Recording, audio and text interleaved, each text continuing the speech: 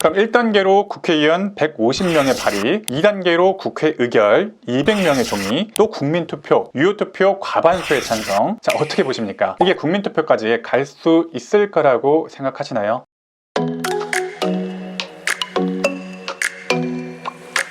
최근에 이런 설문조사들이 많이 있더라고요. 대한민국의 수도를 세종으로 이전해야 된다라는 설문인데 48%가 동의했고 약 30%가 좀 넘는 비율이 반대를 했습니다. 거의 50%에 가까운 비율이 서울을 세종으로 옮기는 것에 대해서 찬성한다라고 했고 30%가 좀 넘는 비율이 반대한다라고 의견을 밝힌 거예요. 이런 설문조사가 왜 나왔냐? 지금 대통령 집무실이 붕 떴죠. 어차피 지금 용산에 있는 거 세종으로 옮겨버리면 지금이 옮기는 적기가 아니냐, 그리고 언젠가는 행정수도를 옮기는 것이 타당하지 않냐, 이런 논리가 전제되어 있는 거거든요. 그러니까 지금 대한민국의 수도는 어디입니까? 당연히 서울이죠. 자, 사실 이게 헌법 어디에도 명시되어 있지 않습니다. 아실만한 분은 다 아시겠지만 지난 2004년에 헌법재판소에서 서울이 우리나라의 수도라는 것이 관습헌법이다 라는 판결을 한 바가 있습니다. 자, 이 판결이 나온 배경은요, 당시 대통령이었던 노무현 전 대통령께서 수도권 과밀 해소와 지역균형 발전을 위해서 당시에는 충청남도 연기군으로 수도를 이전하는 특별법을 제정을 했었습니다. 이 특별법이 헌법재판소에서 위헌 결정을 받은 거죠. 사실 이 헌법재판소 판결 자체에 상당히 좀 반론을 제기하는 헌법학자들이 많았고요. 법조계에서도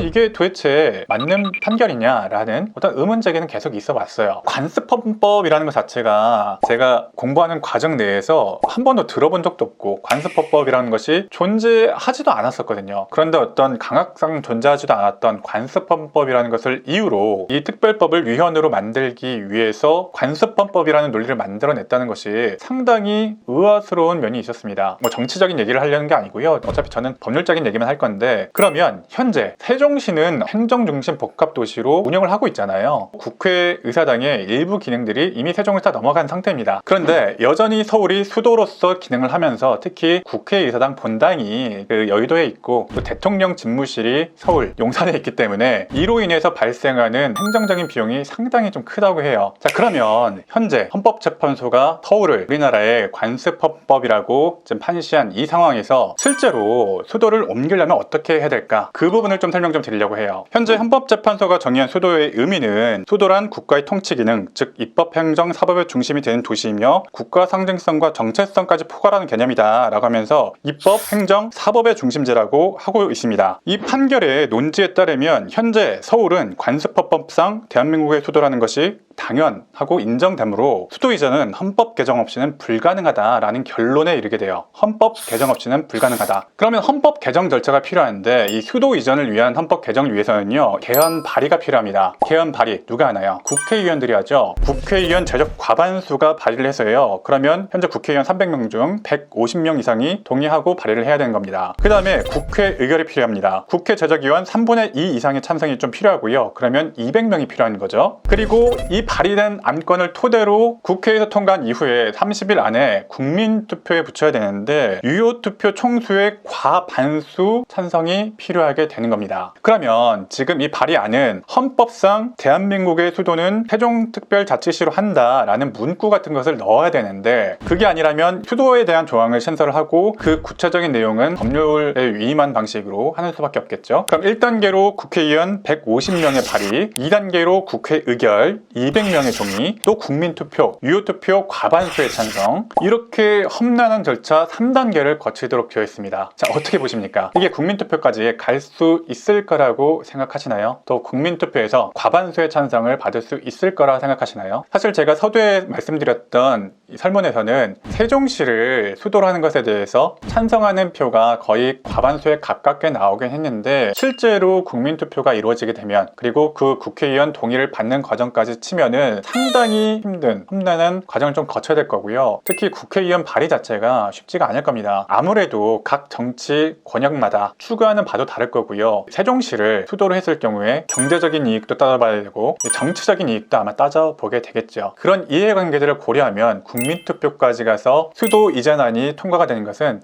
사실상 굉장히 어렵고 국론 분열도 클 거라고 생각을 좀 해요. 자, 그러면 반대로 수도는 서울이라고 두고 사실상의 행정 기능들을 다 세종으로 두는 것은 어떻습니까? 이거는 일부 가능할 수도 있습니다. 여전히 대한민국의 수도는 서울이다라는 헌법재판소의 판결은 그대로 두고, 그러면 수도로서 표성하는 부분만 남겨두고 행정 기능들을 전부 세종으로 이전하는 그런 방식은 가능할 수도 있겠죠. 그러니까 국가 통치 기능의 일부를 이전하는 방식인 건데, 구체적으로 가능한 부분들을 좀 보면 국회의사당의 일부, 현재도 국회의사당의 일부는 세종에서 기능을 하고 있습니다. 이것 자체는 가능하겠죠. 현재까지도 다수 의견이 국회의사당의 일부를 이전하는 것은 가능할 것이다 라고 보고 있어요. 또 행정부처들 부분 이전들 당연히 가능할 거고요. 자, 그런데 대통령실을 이전하는 거, 이거는 사실 좀 위험할 수가 있습니다. 대통령이 직무를 보는 것이 전통적으로 수도라고 보는 경우가 좀 많기 때문에 대통령실까지 세종으로 옮기게 되면은 사실상 수도 전체 이전이라고 볼 여지가 좀 높겠죠. 이런 대통령실 전체 이전은 헌재의 관습헌법 판단에 대해서 정면으로 배치되는 판결이라고 좀 볼 수가 있겠고, 경우에 따라서 다시 한번 헌법재판소의 판단을 받게 될 수도 있을 것 같아요. 그러니까 정리하자면 국회의사당의 일부 또는 정부 부처의 일부는 가능할 수 있는데, 대통령 집무실을 옮기는 것은 좀 예민하고 수도의 이전으로 볼 여지가 상당히 좀 높다, 이렇게 좀 정리할 수가 있겠습니다. 자, 오늘은 세종시로 수도를 옮기는 건에 대해서 약간 제가 흥미로운 부분이 있어서 여러분께 같이 설명 좀 드리려고 이 영상을 마저 만들고 있고요. 오늘 내용이 흥미로우셨으면 구독과 좋아요 한 번씩 눌러주시기 바랍니다. 시청해주셔서 감사합니다. 현변의 저서가 출간되었습니다. 고소의 기술. 지금 억울한 고소를 당하셨거나 피해를 당하시고 누군가를 고소할 일이 있을 때 필요한 내용을 담았습니다. 고소의 기술. 지금 구매하실 수 있습니다.